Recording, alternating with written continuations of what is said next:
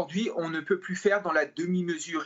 Nous attendons véritablement des mesures qui soient fermes. Je veux dire, à partir du moment où vous avez une mosquée qui ne prend pas publiquement, qui ne condamne pas, pardon, publiquement le meurtre de Samuel Paty, cette mosquée doit être fermée. À partir du moment où vous avez une association qui ne condamne pas publiquement et ouvertement le meurtre de Samuel Paty, cette association doit être fermée. On ne peut plus faire dans la demi-mesure. Et moi, j'en ai marre à chaque fois de me faire traiter d'islamophobe, de me faire traiter de raciste ou de me faire traiter d'extrémiste à chaque fois que je dénonce la montée de l'islam politique, aussi bien dans les banlieues, aussi bien au sein de l'école de la République. Il faut en finir avec ce terrorisme intellectuel, avec cette notion d'islamophobie, en fait, qui n'existe pas.